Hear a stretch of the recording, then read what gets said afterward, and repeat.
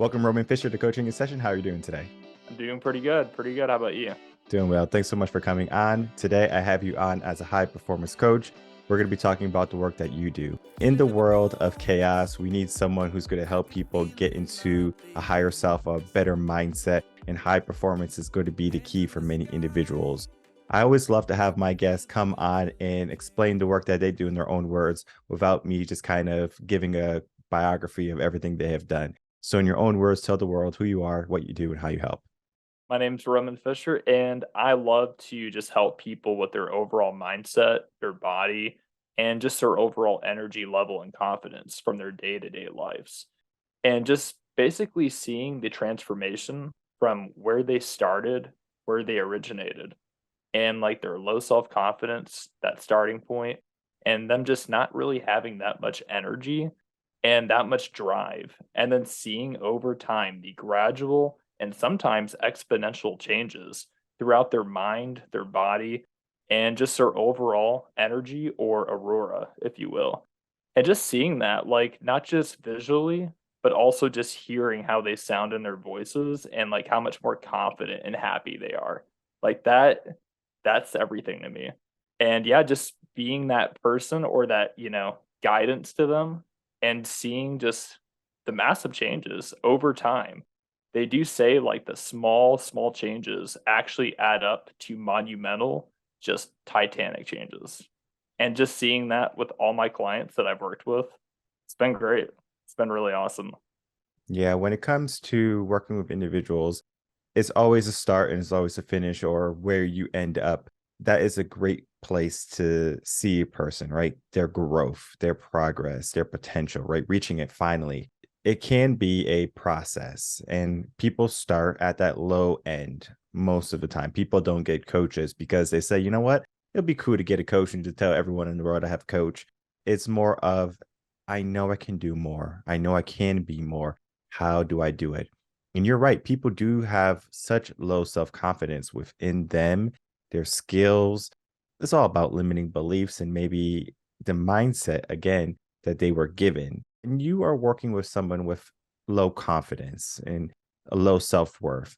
What are some ways that you can help them be more confident and then understand that they are worthy for more in life? Yeah, so honestly, there's so many ways I do it actually. I first start, first and foremost, just analyzing what's making them just feel and look not really confident in whatever goal they have, just seeing whatever they're not really confident in and what's causing them to feel that way. I try to first have each and every client analyze that first and just get to the root of the issue, the root of the problem, first and foremost. After that, I just have them practice positive self-talk and repeating positive affirmations at least 1 to 2 times each and every single day. That helps tremendously, just that alone. Not even to mention, of course, healthy eating, consistent eating, nutrition, and also just getting enough sleep, getting at least 7, if not even 8 hours of sleep each and every night, practicing a consistent sleep-wake, schedule. That way, it keeps your body on track. Your body's not guessing when it has to go to sleep and when it has to wake up. And ultimately, too, just working out, just lifting weights at least 3 to 4 times a week with some cardio maybe at the very end, just a little bit, nothing too, crazy. I don't have my clients do, like, 1 or 2 hours of cardio a day. I don't do that stuff, but, definitely having them do a little cardio at the end just to burn a few extra calories if they're trying to cut down, that is.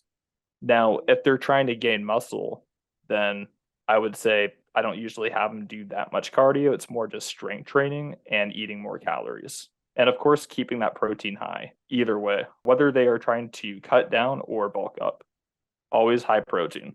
When you are going to the gym for the first time, you might not be confident in it. You might think you look weird in your shorts and your t-shirt and going to machines that you don't know what are this machine is going to work out or whatever. And you just have that, I don't know if it's low confidence or you're just insecure. So it could be a mixture of both, maybe depending on the person. But it is a lot of insecurity. So people don't want to put themselves out there. They don't want to look like they don't know what they are doing. They don't want to be beginner, But in life, we are all beginners in many of the things we do. When we go to school for the first time, we are beginners, we are learners. And at some point, there's a shift in our mindset where we stop becoming learners and we start just being safe. This is what I'm comfortable in. This is what I'm comfortable with. For example, if you play an instrument, you are going to play the things that you know how to play. If you go to the gym, you're going to stick to the workouts that you know that you can do. You're not going to challenge yourself to the extent if you have a coach or if you have a trainer. There is a difference there because the brain loves comfort. The brain loves what is associated with, like, oh, this is relevant to me. I know how to do this. Yet there's just so much more that we can learn. How do you help people get out of that old way of thinking and their complacent way of thinking and their common and comfortable way of thinking and to start thinking in a higher performance mentality, whether it be in the gym, career, relationships, or personal life? Yeah, that's a great question. Honestly, what I usually tend to do, I try to suggest, working through all that discomfort in small, gradual steps. Because again, gradual change over time will lead to monumental success and changes. I try to first have them realize and understand that before anything. After that, I just, make a point to understand what it is that's making them feel that discomfort. When I finally analyze what is making them feel that discomfort, I just recommend a solution based around that. For example, if they're afraid to work out at the gym, if they're insecure because maybe they're afraid that people are checking them out or staring them down, because there is, that phobia that a lot of people have, sadly, and when they have that, that's no joke. What I do in those cases, I just have them work out at home. Just start with that and then work their way up to maybe working out outside and then maybe working out at a small gym and then go from there and maybe huge big box gym eventually. So that's one example of how I just keep people from like going from being super scared of the gym to going to the gym. I just do it in very small, gradual steps. And it works pretty well. That's kind of how I did it. I actually used to be, I wasn't like overweight, but back then, before I really got into fitness, I used to be super skinny. I used to be that skinny kid that never lifted weights. I didn't even eat clean. I just, not even gonna lie, I just ate anything and everything that I set my eyes on. From like Twizzlers, I was addicted to Twizzlers, but I would literally eat anything that my eyes would actually see. But yeah, that definitely helped me a lot just personally, just going from small steps to bigger steps and going from a small gym to a bigger gym. That's how I actually got bigger, and that's with my muscles and my progress and my journey. Yeah, it's about the small steps sometimes. There's two schools of thought there. You can take the small micro steps, steady, slow and steady wins the race, or you can just jump head first, dive right into the pole, and just get used to everything. It depends on the person. You're right. Because some people just need that here, take my hand, let's do this step by step. Some people it's like, good luck, see if you sink or swim. And it's all about the mindset of that person. It's not so much of your upbringing or anything. It's just like what makes you tick. For example, if you like Twizzlers, cool, but I might like licorice. It's nothing against you, right? Saying, oh, this guy likes Twizzlers. He doesn't know what true savory delight is, and which is licorice. But I just have a different taste. And so do people have different mindsets. You have to understand your mindset. You do have to understand what works for you and what doesn't work for you. And this is why I love having different coaches on, because different coaches have different beliefs and methodologies when it comes to training people. So you have to find a coach that's like the perfect fit for you. Because if you just kind of find someone who's super militant, like, all right, we're going to the big box gym, but we're not even going to Planet Fitness. We're going to Golds. We're going to the bodybuilder gym. So we go to these bodybuilder gyms and you're going in there and you're like literally like a little guy or a little woman just in there. And you are just like, I feel out of place. And that right there is going to just trigger so many things. It's going to like trigger your fight or flight. You're going to have fear. You're going to be even more self-conscious than you would if you were just working out at home, walking around the block, or in a smaller gym. That right there is going to inhibit growth because it's going to stop you from wanting to go work out because you're going to say, you know what, it's a little bit too much for me. So we do have to find our temperament and what we are capable of doing at this moment in time. And I believe that is where high performance truly begins. We do have to figure out where we are, because if you don't know what you're capable of, well, then you first have to figure out what you are capable of, because everyone's trying to get this goal. They're trying to get this happiness, success, whatever your goal is, but yet they don't know what they can do. So sometimes we have to sit someone down, make it very relevant to them, saying, hey, this is where you shine. This is where you're good. And this is how we grow from there. And I think people have a hard time with that. Oh yeah, most definitely. I mean, there's a huge like difference between just pure challenge and just utter discomfort. And knowing just the difference between those two, that's powerful. I mean, that's huge. And not trying to like knock Nike or anything, but no pain, no gain.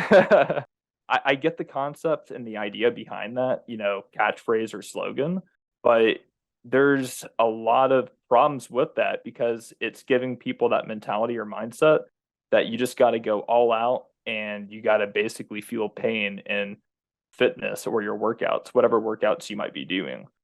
And I've got to say, that's not really how you do it. I mean, yes, you do want to feel like pain, but not really like pain. Feel that burn more than anything. You want to feel that burn in your workouts and your exercises, but you don't want to, have actual pain and suffering and discomfort. So, got to add that in there. Yeah, there's going to be different types of pain, right? So there's a good pain and the bad pain. So you feel sore because you worked out like really good the day before, that's good pain. But if you are like, feeling something in your joints, like it just really hurts when you're like doing a bicep curl, like stop, right? Let's reevaluate. Are you doing the curl correct? And I mean, I cannot tell you how many times I go to the gym and I stop people from doing things wrong. And they're self-conscious. So as soon as I teach them the right way, they run away. They're like, oh, okay, I'm done with this set. It's like I try to do good, but then at the same time, it's like, they're self-conscious because they are doing it incorrectly, but I don't want them to get hurt. I ask myself, would I want someone to come up to me if I was younger, I didn't know how to work out, to say, hey, you're doing that wrong? I would want someone to come teach me. Yes, I would be a little bit embarrassed, but at the end of the day, I grew. At some point, we do have to accept being a beginner. We do have to be embarrassed sometimes and to learn from it, not to be shunned by it. Because I think sometimes people, they just get into this mentality of, I have to be perfect. And it's so far from that. Oh yeah, I always love to say, especially to my clients, it's progress over perfection. Always progress over perfection, because perfection, it's something that we'd all like to attain or achieve, whatever journey we might be on. But I hate to say it, it's not attainable. And honestly, it's stressing people out if they're trying to attain that because it is essentially and ultimately unattainable. As long as we can understand that and realize that for ourselves and everyone else around us, that will help a lot of the disappointment just dramatically decrease. And knowing that that's not attainable and that we instead we should really just focus and work on being our best selves and best versions of ourselves. That's what's going to really do it for us for our long-term success. I want to break it up right now into two different categories. You have your performers that want something, and then you have your high performers that don't care, but they want something. I'm going to explain that because it is a concept that we do have to talk about, because I know there's many people who are probably listening to this right now are probably saying, well, I want to be a peak performer. I want to be the highest performer. I want to be the 1%, where they have to operate at a different level. It's not so much of the baby steps. It's not so much of taking things at a time. It's not so much of not feeling the pain. It's like, I don't care what I have to go through. I'll go through hell 50 times in order to be that 1%, to be that high performer. So I want to give the audience two different views of high performance in a low regard and high performance in the highest regard. It doesn't matter which one you pick. Both are going to be more than what you're doing right now, because a lot of people are just in a complacent mentality mindset where they do stuff that's good enough. They can live in the rat race is good enough, but they have so much more potential. They have so much left to give. And even if they tapped into 15% more of that potential, they will be night and day different, living in abundance, happiness, success, all of that can happen with just 15%. Yet some people see that 15% as, oh, well, it's not 100%. We have those two different types of performers. The people who go for the low type of performance, even though, again, you're a high performance coach, you're still helping people be higher performers than what they are. And then you have the peak 1% performers. You can split it up any single way you want, just separating the two from average to extraordinary. Oh yeah, definitely. The extraordinary people, I would say those are, the clientele. They're the ones that want to usually compete in professional shows, whether it be men's physique, classic bodybuilding, men's bodybuilding, whatever division they're in or want to be in or want to go for competing. Those are definitely the more high performance one percenters, so to speak. And they're the ones that want to drink 2 gallons of water closer to showtime and then do that sodium manipulation and have a lot of salt. I know I've been there myself. They're the ones I would say that want to just go all out. They're dedicated to work at least 5 to 6, closer to showtime, even 7 days a week, and just doing a lot more cardio to burn extra calories to really lose that weight and burn that fat. And yeah, just really depriving themselves essentially of a lot of calories in the process. Those are the warriors, the one percenters, if you will. You could call them Roman warriors.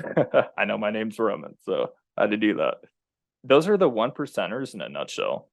Everyone else below that, I would say they're still high performers for trying to get a lot further, ahead from where they once were or where they might be at right now. They're the ones that are a lot more high performing still than the average, 9 to 5ers, the rat race people that just want to do just enough, the bare minimum to get by and try to get ahead a little bit, but not really get ahead, just make it and live paycheck to paycheck. I'd say these people, the mid-level high performers, if you will, they're the ones that don't want to compete, but they still want to see changes on their body and with their mental state. They want to, loosen and overcome depression. They want to reduce anger, reduce frustration. They want to increase focus and energy, and they also want to burn fat or gain muscle and gain strength and maybe improve flexibility in the process. Those are the mid-level high performers. Are there any low level performers, or those just could be like your average Joes on the sofas when they get home from work from 9 to 5? I'd say they're pretty close to those people. I would say they're perhaps just a little bit above them in the regards that they're still wanting to make somewhat of a lifestyle change. I would say they're more of the elderly, the people that still want to make a positive impact with their health and their mental health, physical health, emotional health. And they're just not able to do it too much, but just enough where they can maybe use some resistance bands, do like some light cardio. There are some low level high performers, if you want to call them that. But yeah, there are some of those thrown in there too that I have actually as clientele right now.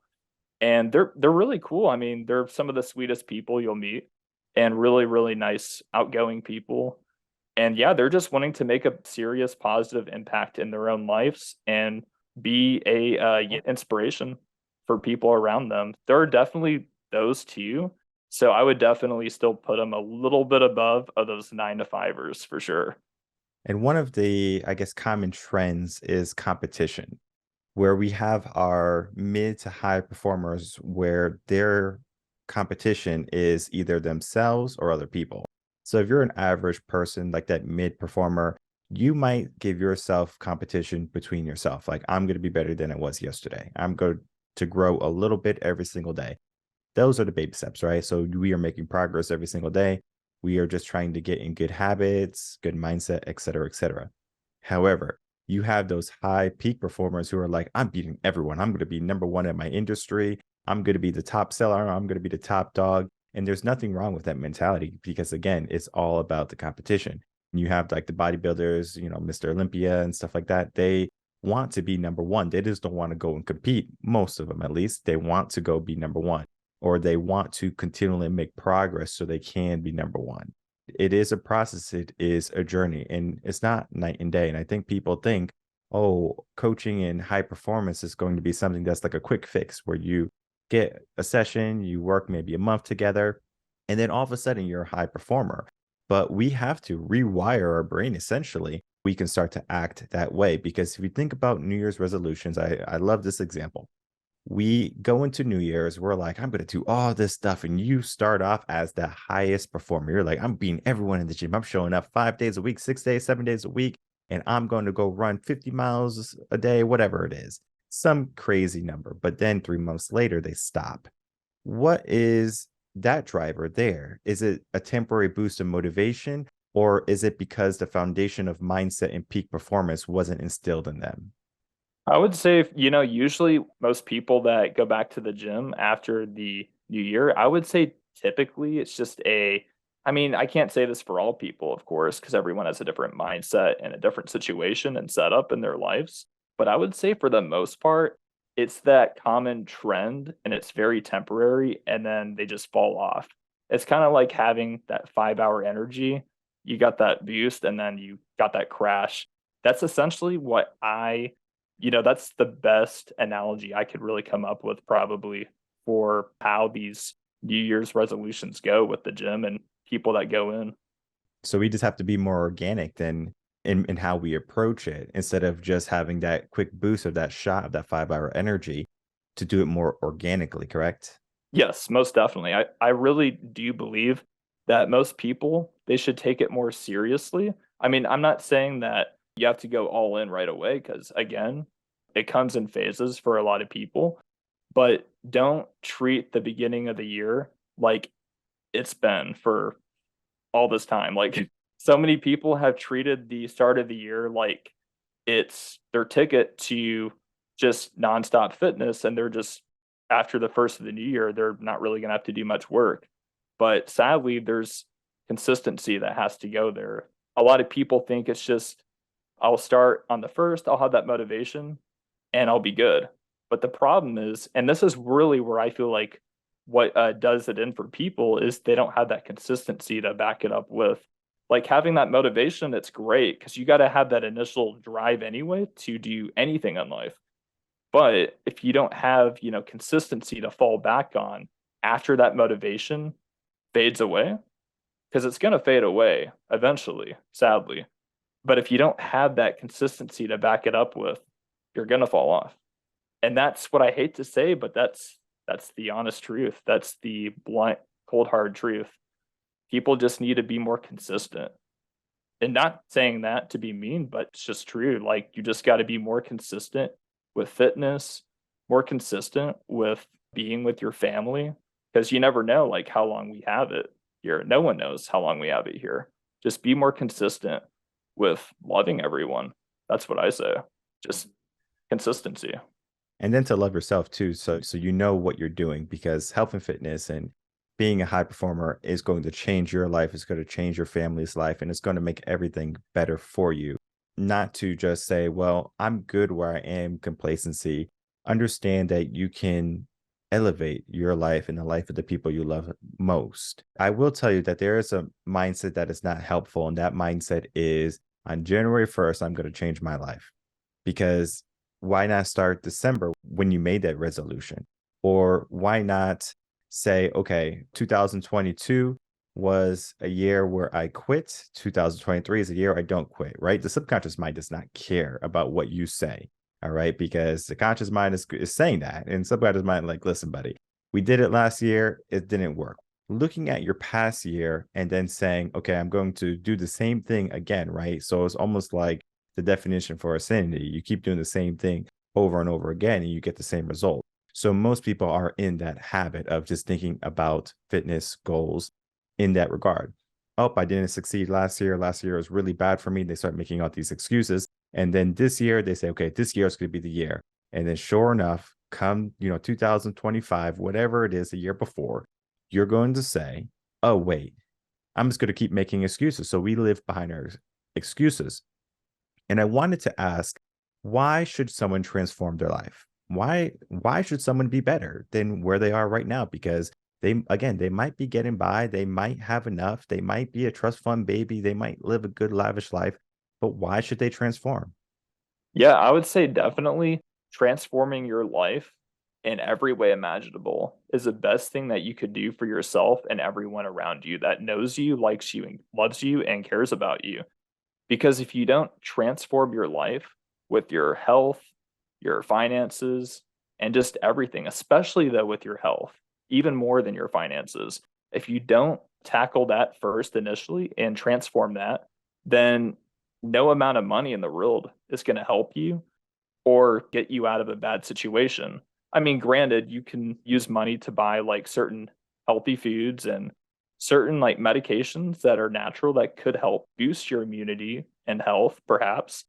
But if you don't work on your inner health with working out, clean eating, and consistently clean eating and working out and getting enough sleep, and also limiting your stress, then no amount of money is really going to matter. Your health's important. Health is wealth, as they say.